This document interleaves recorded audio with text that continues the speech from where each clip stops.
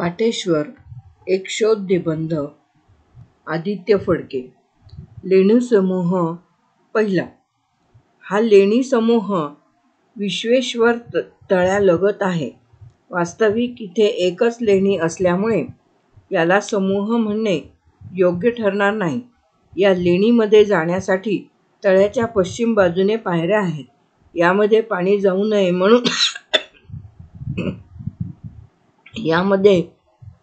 नये म्हणून त्याला पुढील बाजूने घडीव दगडाची भिंत घालून बंद केलेले आहे. ही लेणी पूर्वाभिमुख असून साध्या प्रकारची आहे. त्याचे प्रवेशद्वार घडीव दगडांचे आहे, पण लेणी मात्र खोदून तयार केलेली आहे.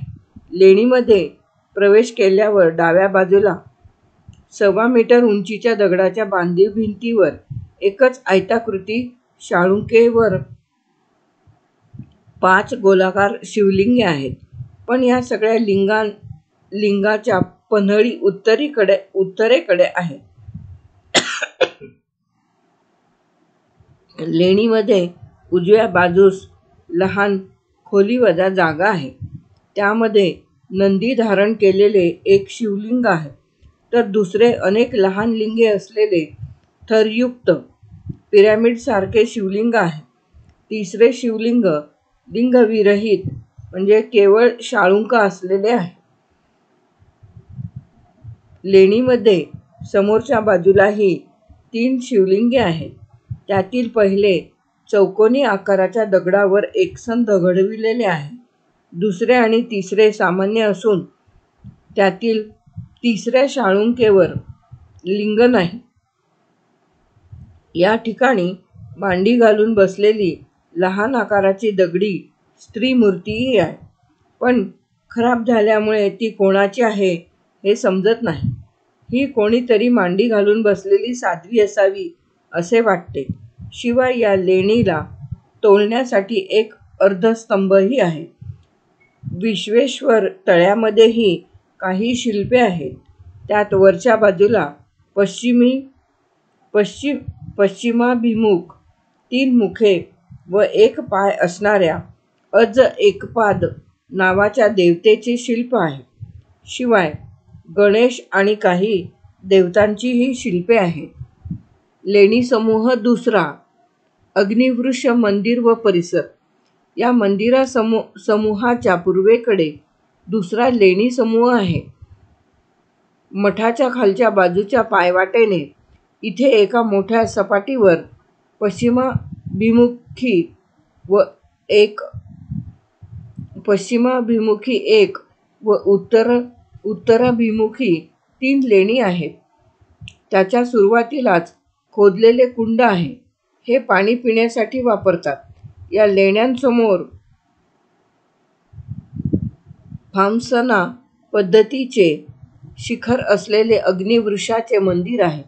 मंदिराच्या बाह्य भिंतीमध्ये पश्चिमेकडे वीर हनुमानाची एक जीर्ण झालेली मूर्ती, तशीच जमिनीवर ठेवलेली नंदीची मूर्ती आणि कोरीव स्तंभाचा पडलेला मोठा भाग आहे. या खांबाची रचना परळी, जिल्हा सातारा येथील बाहेरील स्तंभाशी जवळीक साधणारी आहे. म्हणजे या ठिकाणी एखादा घडीव स्तंभ असण्याची शक्यता आहे. या स्तंभाचा एक भाग पाटेश्वर मंदिर आवाराबाहेर उजव्या बाजूच्या ओसरीला लावलेला दिसतो. तसाच तिसरा भागही इथेच आहे. या मंदिराच्या पलीकडेच चामुंडा मंदिर आहे.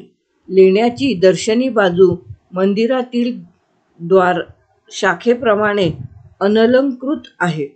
त्याच्या गणेशपट्टीवरही कोणते अलंकरण नाही. मूलतः या लेण्याचे बाहेरील बांधकाम 18व्या शतकात केलेले आहे. म्हणजे इथे लेण्या होत्या, पण सद्यस्थितीत असलेली शिवलिंगे स्थापन केल्यानंतर त्याला बाहेरील बाजूने घडीव दगडांचे बांधकाम करून बांधीव लेण्यात रूपांतर करण्यात आले. पश्चिमाभिमुख लेणीपासून यास पाहावयास सुरुवात केल्यास पहिल्या क्रमांकाच्या लेणीमध्ये एकच मोठे शिवलिंग आहे. याच्या वरच्या डाव्या बाजूला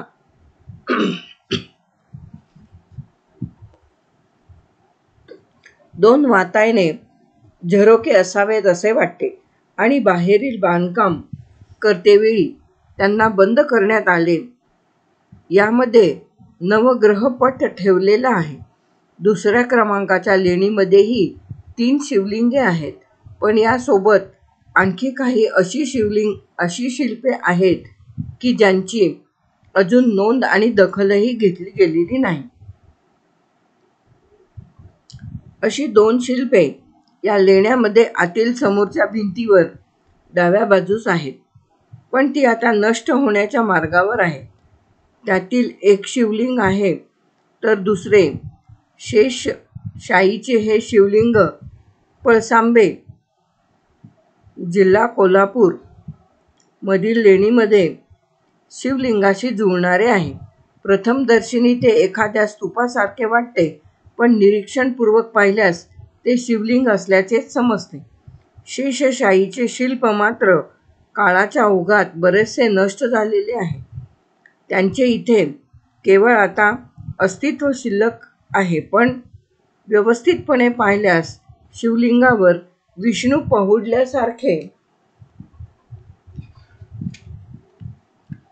पहुडल्यासारखे वाटते. त्यामुळे सामान्यतः या शिल्पाचे 2 अर्थ होतात. एक म्हणजे शैव आणि वैष्णव. यामध्ये वैष्णव शैवापेक्षा वरचढ आहेत असा संकेत दिसतो, पण तो इथे चुकीचा आहे. यातून निर्माण होणारा दुसरा अर्थ असा की शेषशायीच्या मागील बाजूस शिव आहे. त्यांचे एकत्रीकरण दाखविण्याचा हा प्रयत्न आहे. जुन्या काळामधील शिल्पपट अथवा चित्रे पाहताना त्यातील व्यक्ती अथवा युद्धप्रसंगातील सैनिक एकमेकांच्या डोक्यावर दाखविलेले असतात, पण ते त्यांच्या शेजारी उभे आहेत हाच अर्थ तेथे घ्यावयाचा असतो. त्याप्रमाणे इथेही हाच अर्थ अपेक्षित आहे. याच्यासमोर लेणीच्याच दगडात घडविलेला कमी उंचीचा एक चौथरा आहे. हा चौथरा लेणीच्या मागील भिंतीत पण मध्यभागी असल्यामुळे निसंशय त्यावर हिंदू देवता असणार हे समजते. आता त्यावर 3 शिवलिंगे ठेवलेली आहेत. तिसरी लेणी ही या समूहातील सर्वात मोठी व महत्त्वपूर्ण लेणी आहे. यामध्ये 1.5 मीटर उंचीचे व पूर्वेकडे पन्हळ असलेले भव्य शिवलिंग आहे. याच्या मागे उत्तरेच्या कोपऱ्यात विष्णू दशावतारांचा 12 अवताराचा मूळ रूपातील शिल्पपट आहे. त्याचे 4 भाग करून त्यांना जमिनीवरच ठेवलेले दिसते. या लेणीला तोलण्यासाठी 4 अत्यंत साध्या प्रकारच्या खांबाची उभारणी केलेली आहे. त्यावर कोणतेच अलंकरण नाही. याच्या डाव्या कोपऱ्यात एक कुंड आहे. त्यामध्ये कायम पाणी असते, पण ते पिण्यायोग्य नाही. लेणीच्या पश्चिमेला एक लहान आकाराची देवडी घुमटी आहे. त्यामध्ये नृत्यमग्न सूरसुंदरीचे शिल्प आहे. इथे आणखीन काही शिवलिंगे आहेत. ती सामान्य प्रकारची असल्याने त्याचे विश्लेषण दिलेले नाही. या लेणीला जोडूनच इथले शेवटचे लेणे आहे. वास्तविक हे लेणे वेगळे नसून 3ऱ्या क्रमांकाच्या लेणीचा एक भाग आहे. या लेणीची डावीकडील बाजू दगडांनी बंद करून याचे एका वेगळ्या लेणीत रूपांतरण केल्याचे सहज समजण्यासारखे आहे. त्यामुळे इथे आता जरी 4 लेण्या असल्या तरी पूर्वी त्या 3च होत्या हे नक्की. सध्याच्या या लेणीमध्येही काही शिवलिंगे आहेत आणि ती देखील ओट्यावर बसवलेली. यामध्ये रुद्रलिंग वैशिष्ट्यपूर्ण आहे. त्याच्या जवळ 48 लिंगे असलेले लिंग आहे, तर 3रे अत्यंत सामान्य लिंग आहे. वरती नमूद केल्याप्रमाणे या लेण्यांसमोर मंदिरामध्ये अग्निवृक्षाची स्थापना केलेली आहे. या मंदिराच्या बांधणीवरून हे 18व्या शतकाच्या सुमारास पुन्हा बांधलेले असावे असे वाटते. मंदिर अर्ध्या मीटर उंचीच्या पीठावर असून काळ्या पाषाणात बांधलेले आहे.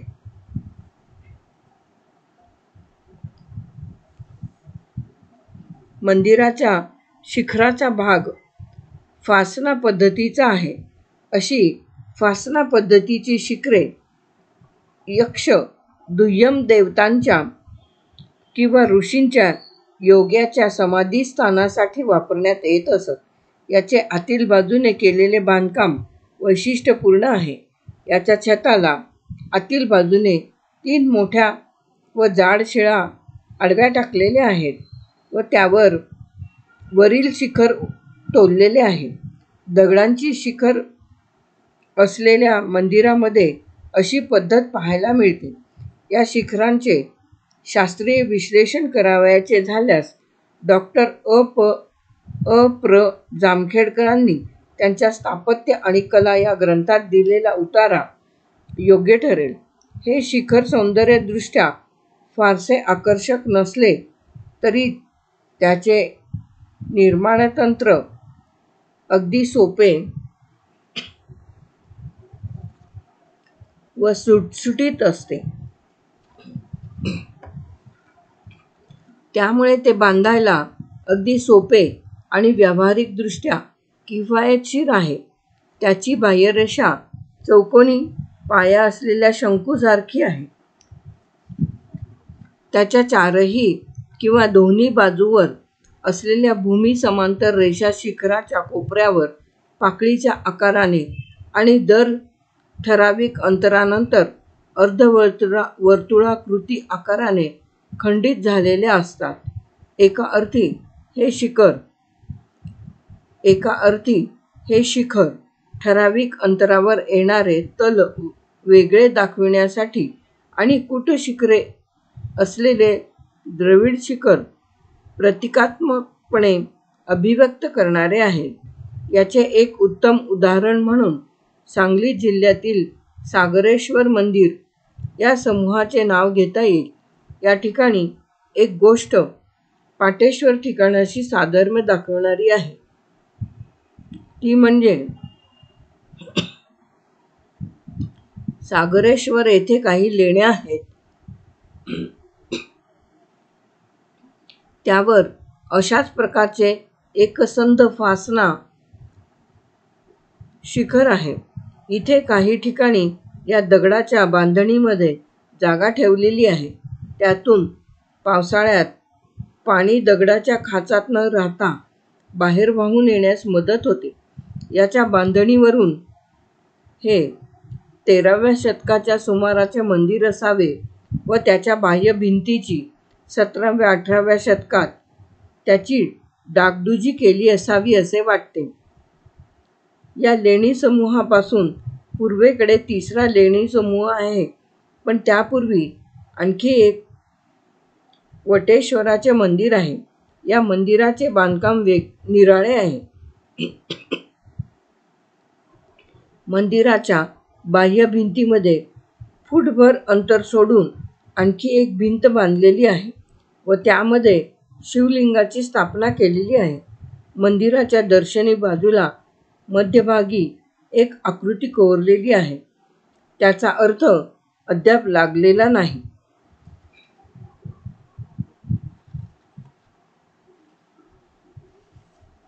लेणी समूह 3रा वऱ्हाड घर.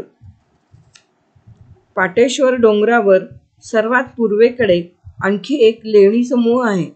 हा इतर ठिकाणी आढळणाऱ्या लेण्यापेक्षा थोडा निराळा आणि नाविन्यपूर्ण आहे, कारण इथे समोरच्या बाजूस पहिल्यांदा घडीव काळ्या पाषाणामध्ये बांधलेला नंदी मंडप आहे.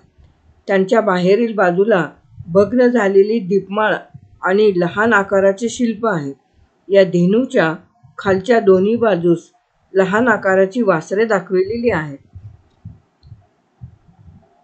सवत्स कामधेनूचे अशा रूपातील हे शिल्प निराळे आहे, कारण सामान्यतः अशा शिल्पामध्ये वासरू गाईचे दूध पिताना दाखविलेले असते. अशा शिळा या भूदानशिळा समजल्या जातात आणि त्या एकसंध पाषाणावर घडविल्या जातात. या द्विमितीय असतात, पण पाटेश्वर आणि पन्हाळे काजी येथे त्या संपूर्णपणे वेगळ्या दगडात आणि सर्व बाजूनी घडविलेल्या आहेत. नंदी मंडपातून आत गेल्यावर तीनही बाजूस म्हणजे अनुक्रमे पश्चिम, उत्तर आणि पूर्व बाजूस तोंड असलेल्या एक एक लेण्या आहेत. नंदी मंडपातील नंदीची रेखीव मूर्ती नजर खिळवून ठेवणारी आहे. याच्या अंगावरील आभूषणेही पाटेश्वर मंदिरासमोरील नंदीच्या आभूषणांशी मेळ घालणारी आहेत. फरक केवळ इतकाच आहे की या नंदीच्या गळ्यातील घंटेखाली लाडू भरलेले पात्र काढलेले आहे. या समूहाच्या मधल्या भागात 2 लिंगे आहेत. त्यांना कुंभेश्वर आणि चतुर्मुख लिंग म्हणतात. लेणी समूहातील पश्चिमाभिमुख लेणीमध्ये 9 लिंगे आहेत. विशेष गोष्ट म्हणजे ही सगळी चौकोनी आहेत. यातील काही लिंगे वैशिष्ट्यपूर्ण आहेत. ती लिंगे या प्रकरणात दिलेली आहेत. बहुतांशी शाळुकांवर वरील भाग नाही, केवळ खाचा आहेत आणि ज्यावरती लिंगे आहेत ती निराळ्या प्रकारची आहेत. उत्तराभिमुख लेणीमध्ये मार्तंड भैरव, हरिहर व अर्धनारी नटेश्वर यांचे व्यक्त आणि अव्यक्त या स्वरूपातील शिवलिंगपट आहेत. याशिवाय चंद्रशेखर ब्रह्मा यांच्या मूर्ती आहेत. तिसऱ्या लेणीमध्ये 4 मोठी शिवलिंगे सूर्य यांच्या मूर्ती ठेवलेल्या आहेत. तर लेणीमध्ये प्रवेश केल्यानंतर समोरच्या भिंतीवर अग्निकुंड, पाठीवर घेतलेला मत्स्य, नंदी, नाग यांचे शिल्प व 2 शिवलिंग लेणीच्या भिंतीवर कोरलेली आहेत. ही लिंगे पळसांबे, जिल्हा कोल्हापूर येथील लिंगांशी साधर्म्य दाखविणारी आहेत. अशा एकच ठिकाणी पण तीनही बाजूस एक एक मुख असलेल्या लेणी अन्यत्र कुठे आढळत नाहीत.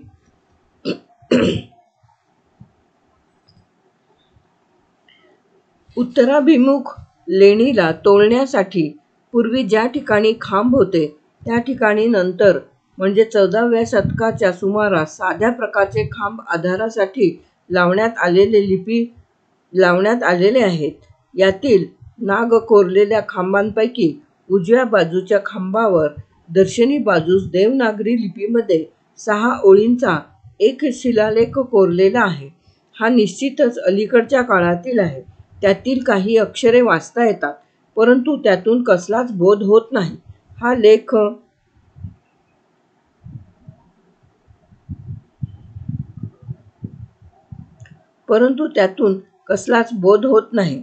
इथे आणखी एक लेख आहे.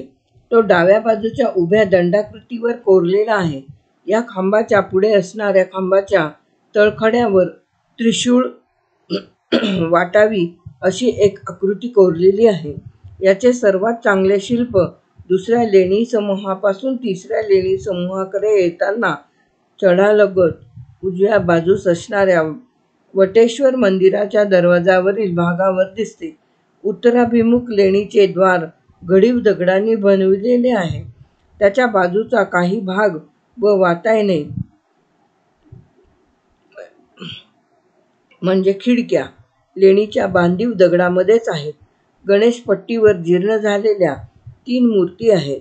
आता त्यांचे शिवलिंगात रूपांतर केल्यासारखे दिसते. द्वाराच्या चौकटीवर द्वारपालाच्या जोड्या आहेत. शास्त्रीय भाषेत अशा दोन्ही बाजूच्या स्त्रीमूर्तींना गंगा व यमुना म्हणतात. त्यांच्या शेजारील आयुधधारी पुरुष मूर्ती आहेत. त्यांना द्वारपाल म्हणतात. मंदिराच्या गर्भगृहाच्या द्वाराबाहेर अशीच त्रिशाखा, पंचशाखा किंवा सप्तशाखा कोरलेल्या असतात.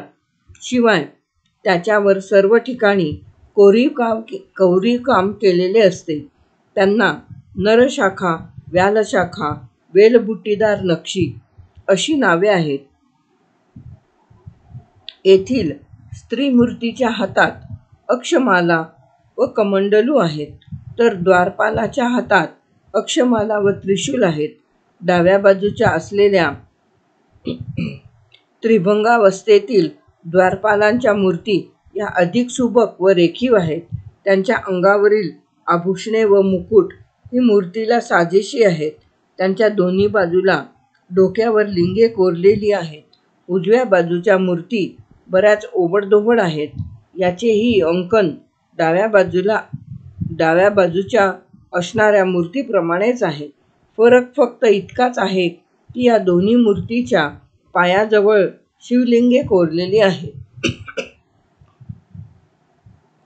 पूर्वाभिमुख लेणीमध्ये एकूण 3 खोल्या व एक व्हरांडा आहे.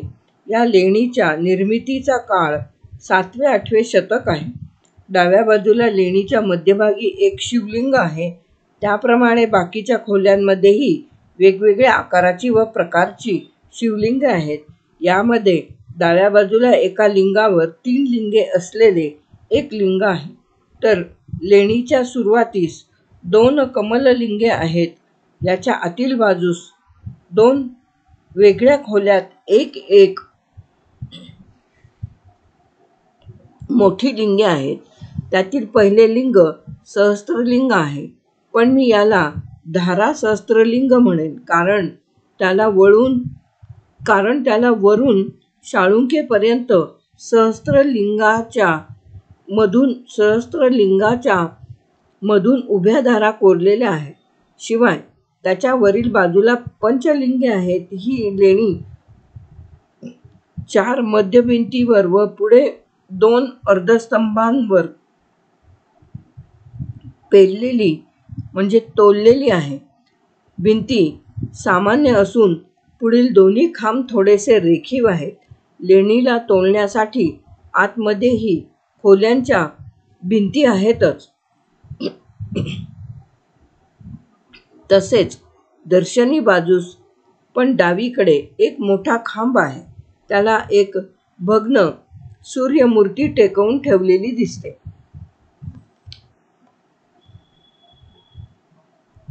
इथे एक विषय स्पष्ट करावयास हवा. हा 2च लेण्यांचा समूह आहे. तिसरी पूर्वाभिमुख लेणी नसून ती खोली आहे. त्याचे सर्व बाजूंनी बांधकाम केलेले स्पष्ट दिसते. शिवाय यामध्ये उर्वरित 2 लेण्यांतील लिंगे आणून ठेवलेली जाणवतात. यातील 8ही लिंगांची शाळुंका सारखीच आणि चौकोनी आहे. त्यावरील लिंगांच्या संख्येत केवळ फरक आहे. बाकीची 2 लिंगे मात्र निराळी आहेत. उत्तराभिमुख लेणीचे काम बारकाईने पाहिल्यास त्याला दर्शनी बाजूला ओसरीचा भाग होता हे दिसते व डाव्या बाजूस त्याला एखाद्या खोलीचा भाग असावा असेही वाटते. या लेणीच्या बाहेरील बाजूने जाऊन विचार केल्यास यात बरेच बदल घडविलेले दिसतात, पण तरी याची मूळ रचना न बदलल्यामुळे यांचे मूळ खोदकाम 3ऱ्या-4थ्या शतकातील असावे व हा बौद्ध विहार असावा असे वाटते. तसे अन्य काही पुरावे इथे आहेत, पण सद्यस्थितीत तिथे शिवलिंग स्थापन केलेले आहे. इतर काही ठिकाणी आढळलेल्या लेणीतील लिंगाप्रमाणे हे शिवलिंग आहे, पण ते स्तूपाकार नाही. छताकडे पाहिल्यावरही त्याच्या खालील बाजूस छत्राचे अवशेष असावेत असे वाटत नाही. पूर्वाभिमुख लेणी ही कालसापेक्ष 8व्या शतकातील लेणी आहे. वरती उल्लेख केल्याप्रमाणे याच्या उजवीकडील भिंतीवर शिवलिंग, मत्स्य, नंदी आणि नागमूर्ती कोरलेल्या आहेत. शिवाय यामध्ये ध्यानास बसण्यासाठी बौद्ध लेण्यात असतात तसे ओटे नाहीत. शिवाय अन्य असे कोणतेच पुरावे त्यास बौद्ध लेण्यांशी साधर्म्य दाखविणारे नाही. त्यामुळे निःसंशय ही लेणी हिंदू आहे. या समूहाला वरील म्हणजे कळसाच्या बाजूने पाहिल्यास त्याचे छत चुने गच्ची केलेले दिसते. शिवाय याला वरील बाजूस शिखर बनविण्याचा विचार होता हेही उघडपणे जाणवते. पण ते काम अपूर्ण राहिले आहे. याचे वितान लेणीला बाजूने त्याच्या रूपातच दाखविणारे नाही. म्हणजे लेणीचा आकार व वितान यामध्ये कमालीचा फरक आहे. वितान लेणीपेक्षा मोठे व बाजूने बाहेर बांधलेले आहे. सरतेशेवटी विषय उरतो तो या ठिकाणाला काही जण हरिहरेश्वर मंदिर अथवा शिवपंचायतन मंदिर म्हणतात. याचा लेणी क्रमांक 3 या शिवपंचायतन शिवलेणी म्हणू शकत नाही, कारण इथे ब्रह्मा व्यतिरिक्त पार्वती, शिव, विष्णू आणि सूर्य या बाकी देवदेवता यांच्या शिल्प बाजूने सहस्त्रलिंग आहेत, तशी ब्रह्माच्या भोवतीने नाहीत. शिवाय ब्रह्मा हा पंचायतनात घेतला जात नाही. या लेणीतील मध्यभागी असलेले शिवलिंग सोडल्यास वगळल्यास बाकीच्या सर्व मूर्ती व पट चलरूपात आहेत. याचाच अर्थ ते मूलतः इथे नव्हते. नंतरच्या काळात हे पट बाकीच्या ठिकाणाहून आणून येथे ठेवण्यात आल्याची शक्यता आहे. परंतु त्यावरून हे पंचायतन ठरत नाही. त्यामुळे याला पंचब्रह्म म्हणू शकतो. व हरिहर ही कल्पना करावयास ठीक आहे. पण प्रथमतः एक गोष्ट इथे ध्यानात घेतली पाहिजे की हा लेणी समूह आहे, मंदिर समूह नाही. मंदिर अथवा मंदिर समूह नाही.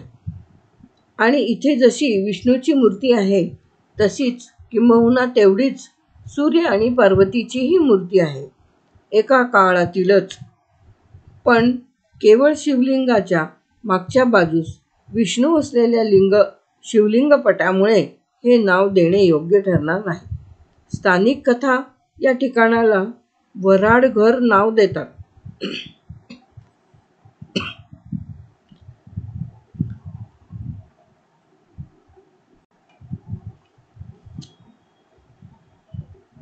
स्थानिक कथा या ठिकाणाला वऱ्हाडघर नाव देतात व त्यामागे कथा पण सांगतात.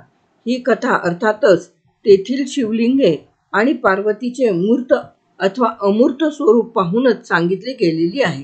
त्यामुळे या नावाचा मागील कथाभागही जाणून घ्यावा लागेल. स्थानिक कथा सांगते की इथे शिव पार्वती यांचा विवाह सोहळा मोठ्या थाटात साजरा झाला. त्यावेळी काही भक्तगणांना त्याची माहिती मिळाली आणि ते त्यांच्या दर्शनासाठी डोंगरावर आले. त्यांची चाहूल लागताच सर्व देव लग्न संपवून हे ठिकाण सोडून गेले व हा भाग तेव्हापासून मोकळाच राहिला. पुढे कधीतरी कोण्या भक्ताच्या मनात या लग्न सोहळ्याला पाषाणाचे मूर्तरूप द्यावे असे आले आणि त्याने येथील मूर्ती, शिवलिंगे व लिंगपट बनविले. याला जोडूनच पाटेश्वराच्या पायथ्याशी असणाऱ्या देगाव नावाबद्दल हे पूर्वीचे देवगाव होते असेही सांगितले जाते.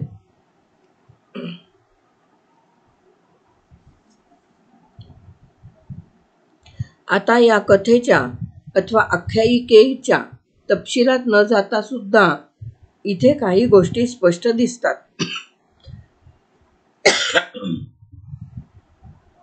त्या म्हणजे हे ठिकाण फार पूर्वीपासून अल्पपरिचित होते. इथे पूर्वीपासूनच काही शिवलिंगे होती, पण नंतरच्या काळात प्रसिद्धीस आलेल्या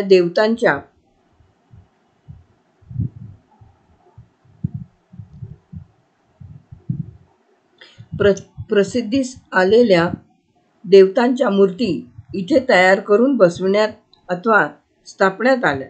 म्हणजे आता या ठिकाणच्या प्राचीनतमतेचा विचार करणे क्रमप्राप्त आहे.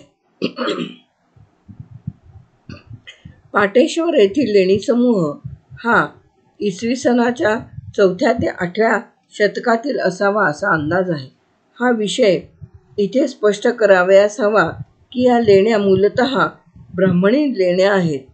ब्राह्मणी हा शब्द इथे जातीवाचक नसून इतिहास पुराणात असलेल्या कथा, देवदेवता किंवा त्यांच्या अवतार कृत्यांना ज्या ठिकाणी खोदलेल्या अथवा जडविलेल्या असतात त्यांना ब्राह्मणी हा शब्द वापरला जातो या अर्थाने घेतलेला आहे. वरती नमूद केल्याप्रमाणे डावीकडून पहिल्या व दुसऱ्या लेणीमध्ये ओटे आहेत. असे ओटे मूर्तीच्या स्थापनेसाठी केलेले असतात.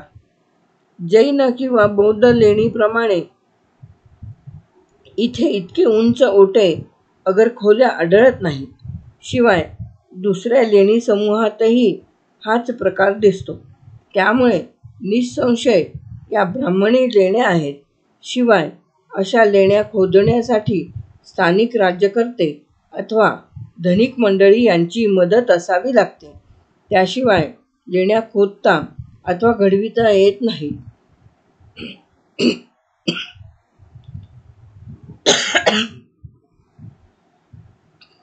भारतात बऱ्याच लेण्या अशाच लोकांच्या दानातून घडविलेल्या आहेत.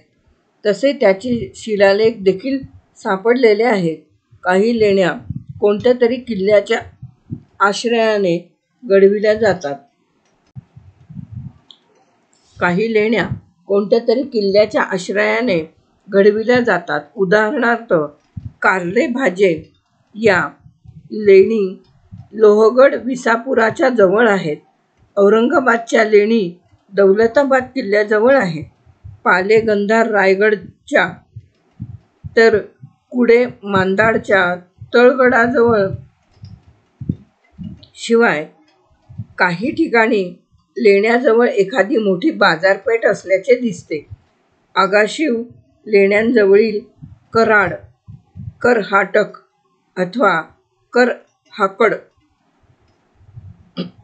याचे नाव घेता येईल. तसा पाटेश्वर नजीक अजिंक्यतारा किल्ला कोणाच्या अधिपत्याखाली होता का हे पडताळून पाहावे लागेल. जर असे काही पुरावे आढळल्यास सातारा शहराच्या इतिहासावर नव्याने उजेड पडण्याची शक्यता आहे. इथे प्रस्तुत विषयामध्ये थोडे विषयांतर झाले हे खरे आहे, पण त्यामुळे पाटेश्वरवरील वास्तूंची काही नवी माहिती मिळण्याची शक्यता त्यामुळेच निर्माण होते. किंवा पाटेश्वर येथे लेण्या खोदण्यासाठी कोणकोणत्या धनिकांनी दान दिले याची माहिती कळू शकेल. पाटेश्वर येथे तिसऱ्या लेणी समूहातच फक्त 2 लेख कोरलेले आहेत. त्याचे अद्याप वाचन झालेले नव्हते. त्यातला काही भाग मी माझ्या आकलनशक्तीप्रमाणे वाचून इथे दिलेला आहे. हे लेख काळाच्या ओघात बरेचसे जीर्ण झालेले आहेत. शिवाय त्यावरही काही सुशिक्षित अडाणी मंडळींनी चुन्याचा गिलावा केलेला आहे. याचे पूर्वी कुणी वाचन केलेले असल्यास व ते उपलब्ध झाल्यास काही ठोस माहिती हाताशी निश्चितच लागेल, पण ही केवळ एक शक्यता झाली. सद्य परिस्थितीचा विचार करता उपलब्ध साधने आणि येथील लेण्यांचे साधर्म्य यावरून अंदाज बांधावे लागत आहेत हे खरे. या लेणी समूहाच्या मागे काही अंतरावर पाण्याचे मोठे कुंड आहे. याला भीमकुंड नावाने ओळखतात. यातील पाणी खराब असून त्याचा वापर केला जात नाही. या कुंडाची रचना तळगड, जिल्हा रायगड येथील कुंडासारखी आहे. ज्या ज्या ठिकाणी लेण्या आहेत त्या ठिकाणी अशी कुंडे आढळतातच.